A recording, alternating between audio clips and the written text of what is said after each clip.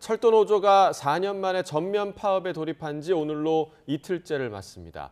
첫날이었던 어제 전국 열차 운행률은 평소 76%로 떨어지면서 곳곳에서 시민들의 불편이 이어졌는데요. 특히 노조 측은 상황에 따라 추가 파업도 감행하겠다는 입장이라 이에 따른 피해도 더 커질 가능성이 있습니다. 현장 나가 있는 취재기자 연결해 보겠습니다. 김태원 기자. 네, 서울역입니다. 네, 오늘로 철도 노조가 파업에 돌입한 지 이틀째인데요. 어제 상황은 어땠습니까? 네, 국토교통부는 어제 오전 10시 기준으로 코레일 출근 대상자인 12,905명 가운데 2,803명이 파업에 참가했다고 밝혔습니다.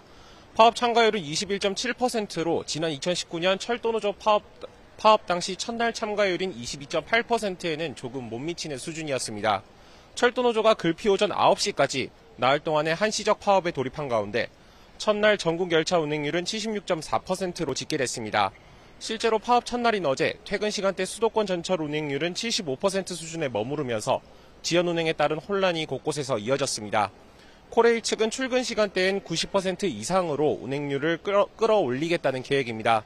그렇다고 해도 배차 간격이 아무래도 평소보다는 길어질 수밖에 없어서요. 코레일이 관리하는 1, 3, 4호선 일부 구간과 분당선, 경의중앙선 등을 이용하는 시민들의 출근길과 퇴근길에선 혼잡이 불가피해 보입니다. 네, 열차 운행이 감축되면서 여객뿐 아니라 화물 운송에도 차질이 있죠. 네, 제 뒤로 파업으로 열차 운행이 일부 중단된다는 전광판 안내 문구가 보이실 텐데요.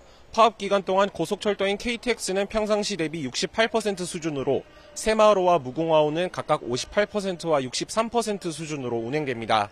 파업이 이어지는 글피까지 특히 여객 수요가 많은 주말이 껴있어서 시민들 불편이 이어질 것으로 보입니다. 또 화물열차 운행률은 평소에 26%대로 4대 가운데 1대만 가동할 수 있는 상황입니다. 나흘간 한시적인 파업에만 그친다면 물류운송의 차질이 크지 않을 거란 분석도 나오는데요. 파업이 장기화한다면 화물운송 상당량을 철도에 의존하는 시멘트 업계 등의 피해가 불가피할 전망입니다. 앞서 지난 2016년 74일 동안 이어진 철도 파업으로 시멘트 업계가 입었던 피해액만 300억 원에 달하는 것으로 추산되기도 했습니다. 코레일 측은 대체 인력을 투입해 파업으로 인한 공백을 최소화하겠다는 입장인데요. 다만 철도노조 측은 국토교통부와 코레일 측과 합의가 안 된다면 추석 연휴까지 추가 파업을 이어가겠다고 밝힌 만큼 장기화 가능성도 배제할 수는 없는 상황입니다. 지금까지 서울역에서 전해드렸습니다.